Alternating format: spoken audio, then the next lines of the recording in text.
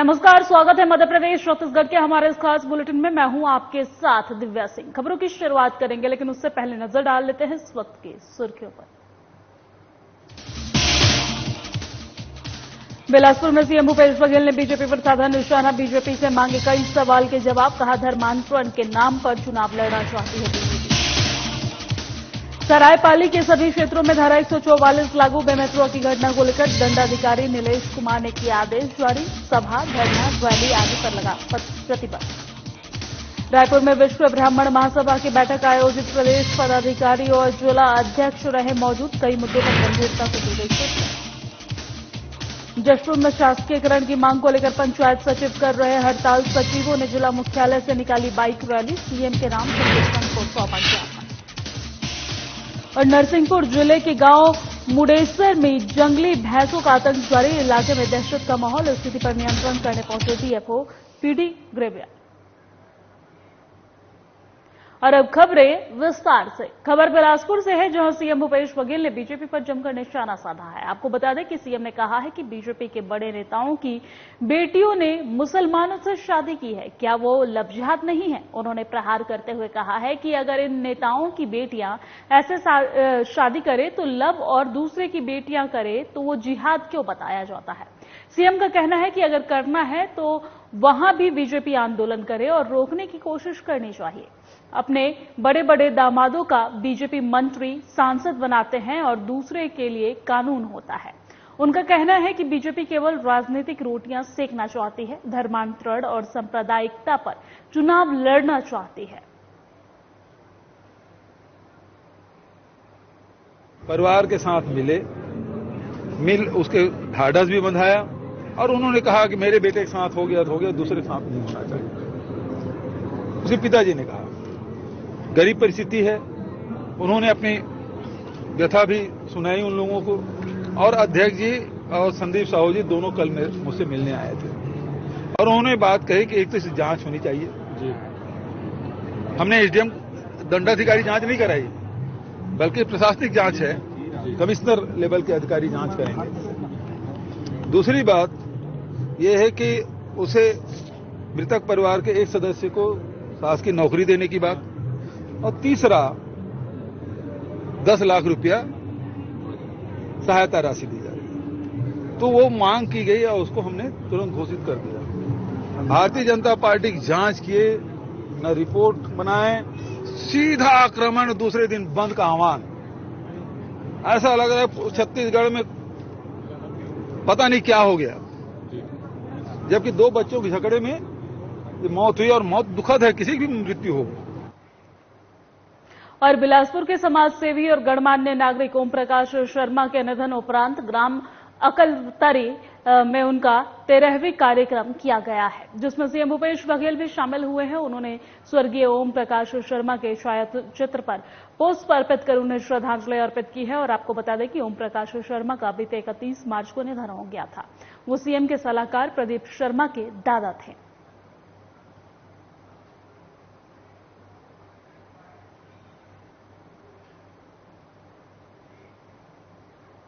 और अब खबर धार जिले से है, जहां मुख्यालय पर मध्य प्रदेश के स्वास्थ्य मंत्री प्रभुराम चौधरी पहुंचे हैं और जिनका स्वागत प्रशासनिक अधिकारी और बीजेपी के पदाधिकारियों ने किया है।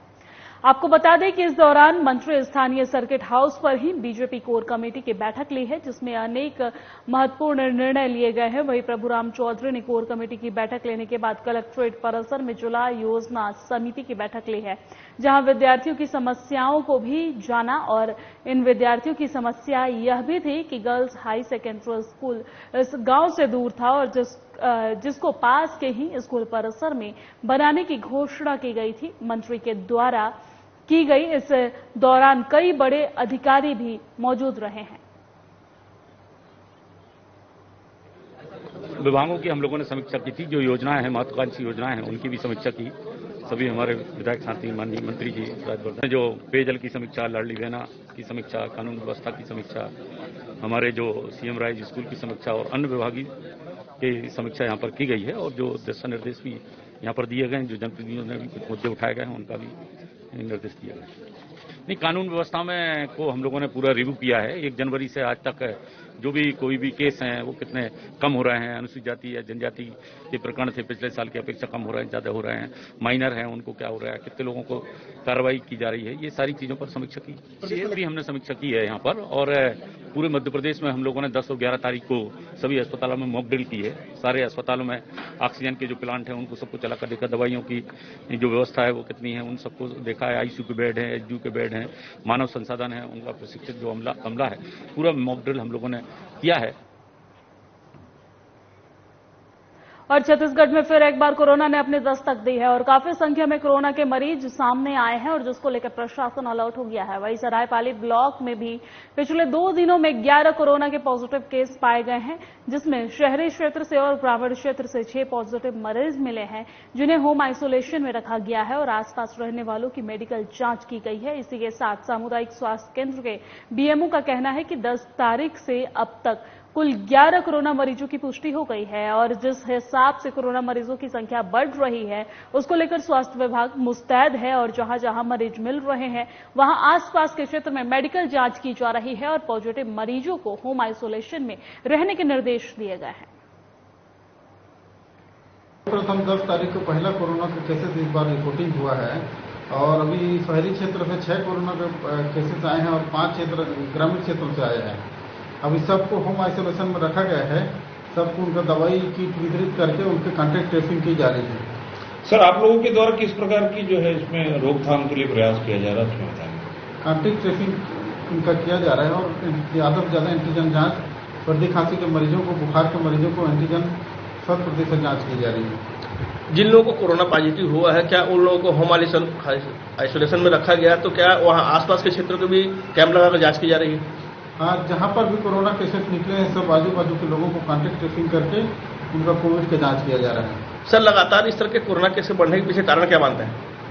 अभी इन्फेक्शन का दर अभी बढ़ रहा है धीरे धीरे, कॉन्टैक्ट में आने से ही बढ़ रहा है। एक्टिव टेस्टिंग की हमें बताया गया है कि ज़्यादा से ज़्यादा टेस्ट किया जाए, जिन्हें भी सर्दी खांसी बुखार जैसे सिम्टम है उनको टेस्ट किया जाए एंड टेस्ट का RT-PCR पे हम ज़्यादा फोकस करें ताकि RT-PCR करने के बाद उसको जीनोम सीक्वेंसिंग के लिए भी भेजा जा सके। अभी हमारे पास जो केसेस है वो 11 केसेस में होम आइसोलेशन में है और हमारा बसना और सरायपाली दोनों जगह के होम आइसोलेशन सेंटर रेडी है, प्रशासन की पूरी तैयारी। सर, जिस तरह से अभी कार्यक्रम हो रहे हैं, शादी ब्याह अन्य कार्यक्रम है, तो उसको लेकर किसी तरह की गाइडलाइन है कि भीड़ भाड़ ज़्यादा ना हो? अभी तक ऐसे कोई मार्गदर्शन आया नहीं है, सिर्फ इतना कि मास्क लगा के रहना है। तो हमें लोगों से गुजारिश वही रहेगी कि सभी लोग मास्क और सोशल डिस्टेंसिंग का पालन करें। और अब खबर सरायपाली से है, जहां महासमुंद के सभी नगरीय क्षेत्रों में धारा 144 लागू कर दी गई है। आपको बता दें कि छत्तीसगढ़ राज्य के जिला बेमेतरा में हुए 2 समुदायों के बीच विवाद को देखते हुए जिला दंडाधिकारी नीलेश कुमार क्षीरसागर ने धारा 144 के निर्देश दे दिए हैं और इसके पीछे का मुख्य उद्देश्य ये है कि जिले में शांतिपूर्ण कानून व्यवस्था बनी रहे और कोरोना वायरस के बढ़ते संक्रमण के बचाव पर नियंत्रण रखा जा सके। आपको बता दें कि जिला दंडाधिकारी के आदेशानुसार सभा, धरना, रैली, जुलूस के आयोजन, सार्वजनिक स्थानों में भीड़ और अवांछित विचरण आदि पर प्रतिबंध लग गया है। तो वहीं एसडीएम ने भी एक आदेश जारी कर दिए हैं। सरायपाली अनुभाग क्षेत्र के सभी प्रकार के रैली, धार्मिक आयोजन, सभा और धरना प्रदर्शन पर प्रभाव से प्रतिबंध लगाने हेतु बिना अनुमति के आयोजन करने पर कार्रवाई करने के निर्देश जारी किए गए हैं।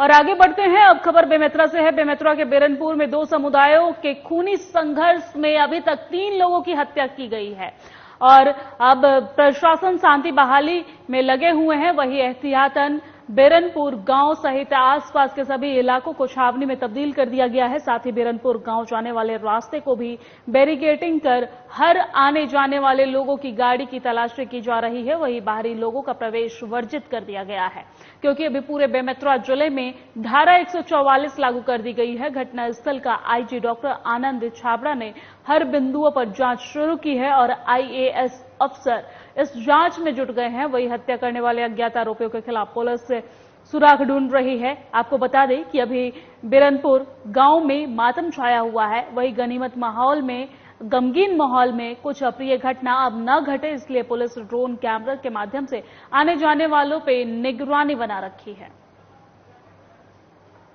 दोनों पक्षों को हम लोग बुलाकर बातचीत किया है, क्योंकि 144 लगने के बाद कुछ लोग वहां पे कामकाज और बाकी दिनचर्या करने के लिए उनको दिक्कत हो रही थी। उनको समझाया है कि पूर्ववत आप लोग सामान्य जीवन यापन करने के लिए बाहर आएं, एक दूसरे से मिले जुले बातचीत करें और भविष्य में इस तरह की घटना ना हो, इस तरह की समझाइश दी गई है। सर, जिला और पुलिस प्रशासन काफी मुस्तैद नजर आ रही है इस घटना को लेकर। सर बिल्कुल, इतनी बड़ी घटना घटी है और एक तरह से दो संप्रदायों के बीच में हुआ है, तो मुस्तैदी से काम करना बहुत आवश्यक है। अगर इस तरह का हम काम नहीं करेंगे तो हमारी जो बाकी गतिविधियां हैं वो रुक जाएंगी और आपस में जो भाईचारा कायम था वो लड़ाई झगड़े होते रहेंगे। इसलिए पुलिस प्रशासन काफी तेजी से वहां पर पूरी हर क्षेत्र में आगे बढ़ के काम कर रही है और बिल्कुल प्रयास है कि जल्दी से अमन चयन वहां पर स्थापित हो जाए। मुख्य रूप से गांव वालों द्वारा ये बताया गया है कि जो यहां आकर लोगों को भड़काकर हिंसा कर रहे हैं वो बाहर के लोग हैं और इनको गांव में शांति बनाए रखने का कोई इंटरेस्ट नहीं है। इस तरह के लोगों को गांव में नहीं आने देंगे और इस तरह के लोगों को गांव में दखल नहीं देने देंगे। दूसरी बात, कुछ बस स्टॉप को लेकर, कुछ राशन को लेकर हुई है जो जिला प्रशासन द्वारा निराकरण किया जा रहा है। पुलिस से भी एक गिरफ्तारी के संबंध में पूछा गया है और इसमें हमने अवगत कराया। जैसे जैसे आधार मिलते जाएगा सबको, जो भी संलिप्त है अपराध में, चाहे वो 8 तारीख की घटना हो या कल की घटना हो, सबको बहुत ही शीघ्र गिरफ्तार किया जाएगा। और रायपुर में विश्व ब्राह्मण महासभा के प्रदेश संयोजक आशुतोष शर्मा के नेतृत्व में परशुराम भवन में बैठक का आयोजन किया गया है, जिसमें प्रदेश पदाधिकारी और जिला अध्यक्ष मौजूद रहे हैं। साथ ही सर्वसम्मति से पदाधिकारी की नियुक्ति की गई है। वहीं विश्व ब्राह्मण महासभा के प्रदेश सचिव डॉक्टर विकास पाठक ने जानकारी देते हुए बताया है कि बैठक में हमारे आराध्य भगवान परशुराम जन्मोत्सव पर भव्य यात्रा निकालने को लेकर चर्चा हुई है। इसके साथ ही बैठक में निर्णय लिया गया है कि राजस्थानी युवक युवती का परिचय सम्मेलन और सामूहिक विवाह रायपुर गुढ़ियारी में किया जाएगा। ब्राह्मण महासभा की जो आज प्रदेश स्तरीय जो बैठक है, इस बैठक में हम लोग सर्वसम्मति से प्रस्ताव पास किए हैं कि भगवान परशुराम जी जन्मोत्सव जो कि 22 अप्रैल को है, हम लोग अपने अपने स्तर पर जहां हम लोग रहते हैं वहां परशुराम जी का जन्मोत्सव मनाएंगे।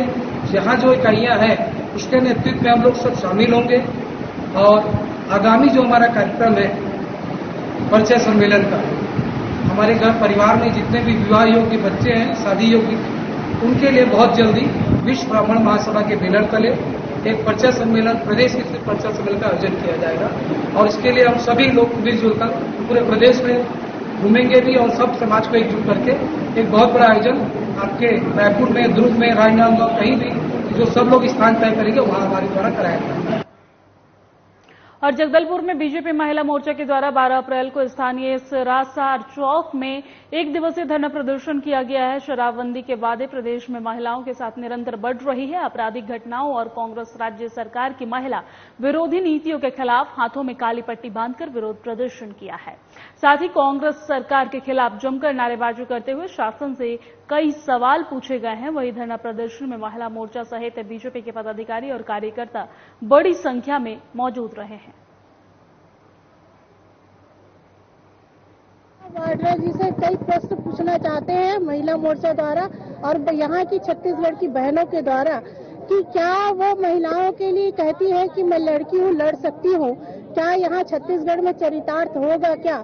यह हमारा प्रश्न है उनसे। क्या वो महिलाओं में जो लगातार बेटियों के साथ अनाचार की घटनाएं जो यहाँ छत्तीसगढ़ में बढ़ रही है, उसके लिए क्या वो छत्तीसगढ़ के सरकार को, कांग्रेस सरकार से पूछेगी क्या? महिलाओं के साथ वो खड़े होंगी क्या? ये हमारा प्रश्न है। जो स्व सहायता समूह की बहनों को उन्होंने कहा था कांग्रेस सरकार ने कि कर्जा माफी करेंगे, जो आज तक नहीं हुआ। रेडी टू ईट की बहनों को बेरोजगार कर दिया गया, जिसमें से हो सकता है कई बहनें जो सिर्फ उन्हीं के से घर चलता रहा होगा, आज वो बेरोजगार होंगी। ये है उनका हमारा प्रश्न है प्रियंका वाड्रा जी से, क्या उनके लिए वो खड़े होंगी छत्तीसगढ़ की बहनों और बेटियों के लिए? भारतीय जनता पार्टी महिला मोर्चा के माध्यम से एक दिवसीय धरना प्रदर्शन का कार्यक्रम इसलिए किया जा रहा है कि कल प्रियंका वाड्रा जी का यहाँ आगमन है और वो भी एक महिला है और वो भी हमेशा महिला सशक्तिकरण की बात भी करती हैं, तो आज छत्तीसगढ़ में जब से उनकी सरकार आई है, कांग्रेस की सरकार आई है, तो महिला सशक्तिकरण का कोई ऐसा काम ही नहीं हुआ। जहाँ पे महिला सशक्त थी उसको सड़क पे लाके छोड़ दिया गया।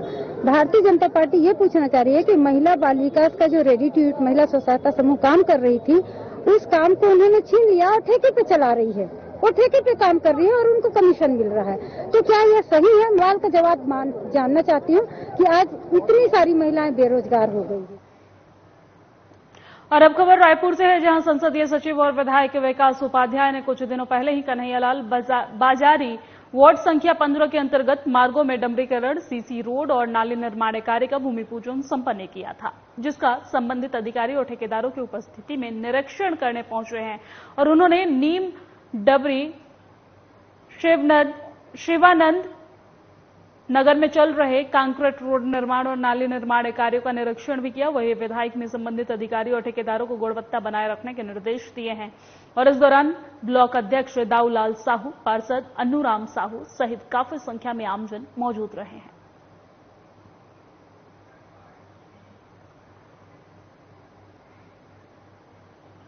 और जशपुर में पंचायत सचिवों की अनिश्चितकालीन हड़ताल जारी है। प्रदेश पंचायत सचिव संघ के निर्देश अनुसार संघ की एक सूत्रीय मांग शासकीकरण को लेकर सचिव संघ का सिफर पर है और जिले के सभी ब्लॉक मुख्यालय से जिला मुख्यालय तक बाइक रैली निकालकर सीएम के नाम सचिव संघ द्वारा ज्ञापन सौंपा गया है, जिसमें जिले के सभी पंचायत के सचिव शामिल रहे हैं।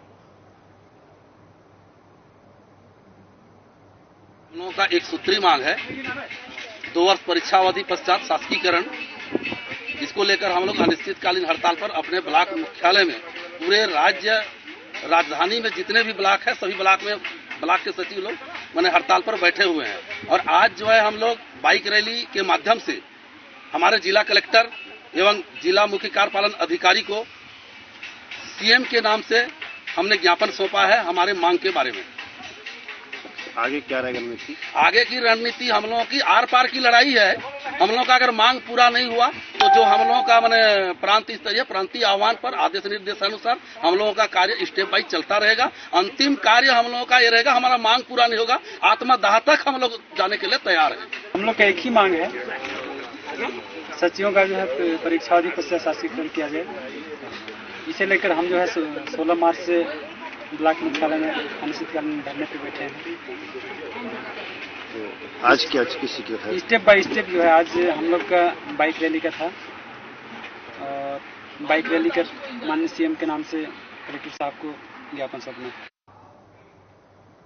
और बिलासपुर सिटी कोतवाली पुलिस द्वारा सोशल मीडिया के माध्यम से समाज विशेष पर अपमानजनक शब्दों का प्रयोग कर लोगों को भड़काने वालों को गिरफ्तार किया गया है।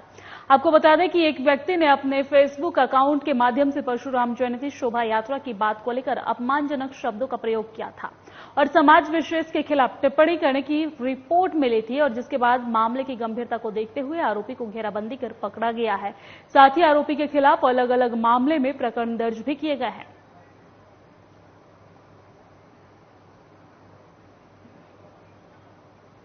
सचल चौबे द्वारा थाना उपस्थित आकर रिपोर्ट दर्ज कराया कि कोमल शर्मा मध्यनगरी निवासी द्वारा फेसबुक में सोशल मीडिया पर कुछ अपशब्दों का प्रयोग किया गया है, जिसकी रिपोर्ट पर थाना कोतवाली में अपराध पंजीबद्ध कर आरोपी कोमल शर्मा को गिरफ्तार किया गया और विधिवत माननीय न्यायालय के समक्ष पेश किया गया है। दिनांक 23/4/2023 को परशुराम जयंती के अवसर पर रैली निकालने की बात को लेकर अपशब्दों का प्रयोग किया गया था।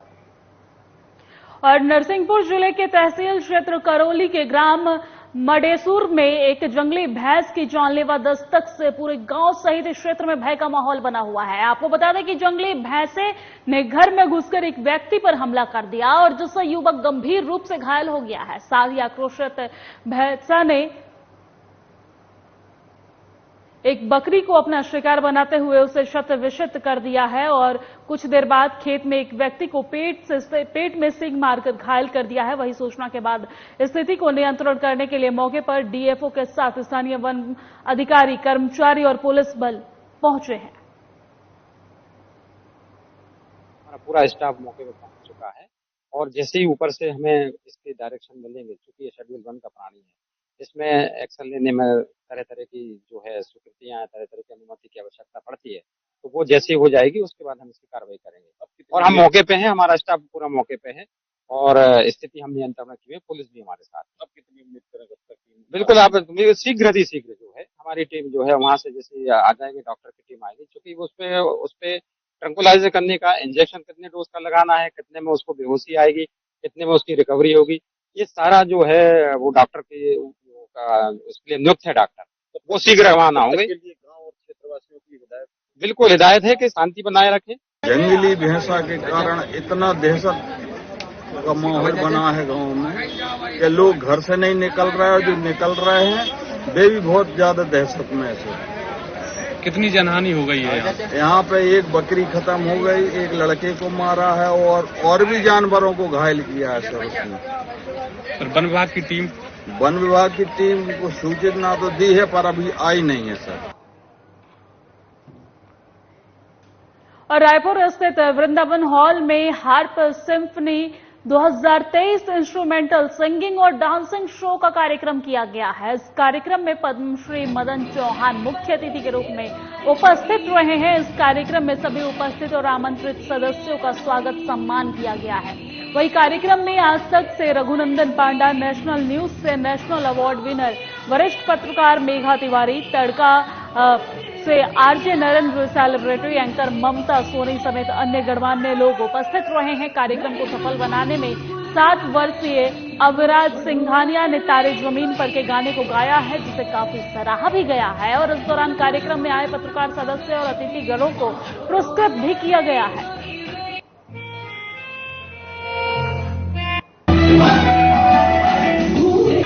हमारा मुख्य उद्देश्य है इस प्रोग्राम को ऑर्गेनाइज करने का, वो है म्यूजिक थेरेपी, क्योंकि आजकल के जो समय सब बच्चे काफी मोबाइल एडिक्शंस में भी जा रहे हैं। तो हमारा जो मुख्य उद्देश्य है ऐसे प्रोग्राम्स करके जो रेयर इंस्ट्रूमेंट्स है, जो किसी ने देखने, माउथ ऑर्गन हम पहले बहुत 60s, 70s, 80s में बजाया करते थे, तो ऐसे इंस्ट्रूमेंट जो लुप्त हो गए उनको लाना। तो हमारा हारमोनिका क्लब पिछले 15 सालों से काफी एक्टिव है। अलग अलग गार्डन्स में हम लोग प्रोग्राम्स करते हैं संडे के दिन में, और ये काफी अच्छा प्रोग्राम होता है। तो इस तरह के रेयर प्रोग्राम जो इंस्ट्रूमेंट्स जो लुप्त हो रहे हैं उसका हम आगे लेके आए, ताकि ऐसे और इंस्ट्रूमेंट्स को और लोग भी जाने। और मैं तो ये भी अपील करूंगी कि जो पेरेंट्स होते हैं अपने बच्चों को जन्मदिन पर इस तरह के इंस्ट्रूमेंट देते हैं। म्यूजिकल थेरेपी जो होता है उससे बेटर थेरेपी कुछ भी नहीं होती है। एक म्यूजिकल थेरेपी, एक लाफ्टर थेरेपी। आप जैसे देखेंगे कि आजकल लोग फिल्म और सीरियल से ज्यादा लोग कपिल शर्मा शो और जैसे ऐसे स्टैंड अप कॉमेडी शो देखते हैं, और म्यूजिकल जो भी होते हैं जैसे इंडियन आइडल है, डांस इंडिया डांस है, उसकी तरफ लोग जो है काफी रुझान रखते हैं। और इससे जैसे कि मैडम ने बताया कि जो हैप्पीनेस हार्मोन होता है जिसको ऑक्सीटोसिन कहते हैं वो रिलीज होता है। क्योंकि आप जैसे आप आइसक्रीम के बारे में सोच लीजिए या चॉकलेट के बारे में सोच लीजिए, तो आपके अंदर एक अलग से ऊर्जा आ जाती है। बस वैसा ही कुछ एक संगीत होता है जो कि हमारे को हमेशा स्वस्थ रखता है और बिल्कुल तरोताजा बनाए रखता है। और बिलासपुर में बिल्हा विकासखंड में ग्राम पंचायत और सचिव की ओर से भ्रष्टाचार करने का मामला सामने आया है। आपको बता दें कि निर्वाचित सरपंचों और ग्रामवासियों को दरकिनार कर सरपंच सरकारी योजनाओं में जमकर भ्रष्टाचार किया जा रहा है। सरकारी अनाज राशन में हेराफेरी सहित अन्य कई मामलों की शिकायत पर एसडीएम कार्यालय में प्रकरण चल रहा है और इसके बाद भी सरपंच पर कोई असर नहीं हो रहा है। वहीं आज एक बार फिर ग्रामवासी एसडीएम कार्यालय पहुंचे हैं और मामले में जांच कर निष्पक्ष कार्रवाई की मांग कर रहे हैं। पंचायत मंगला के सरपंच, जनपद पंचायत बिल्हा के सरपंच श्रीमती रुक्मणी बाई अंजोर सिंह पटेल के द्वारा 15वें वित्त की राशि में का गबन किया गया है। साथ ही साथ शासकीय राशन दुकान का चावल, शक्कर का भी 4 लाख रुपए का गबन किया गया है, जिसका मामला भी एसडीएम न्यायालय बिल्हा में चल रहा है। साथ ही साथ पंचों को बिना जानकारी के ही मैदान समतलीकरण के नाम पर 50,000 की राशि, साथ ही साथ वहां पर मरम्मत के नाम से भी 1 लाख रुपया है, गांव में विद्युतीकरण के नाम से 1 लाख रुपया, और साथ ही साथ वहां पर सीसी रोड निर्माण के कार्य के संबंध में भी 3 लाख रुपए का गबन किया है। जो कार्य अभी तक हुआ ही नहीं है उसका भी राशि निकालकर उन्होंने भारी मात्रा में राशि को गबन किया है।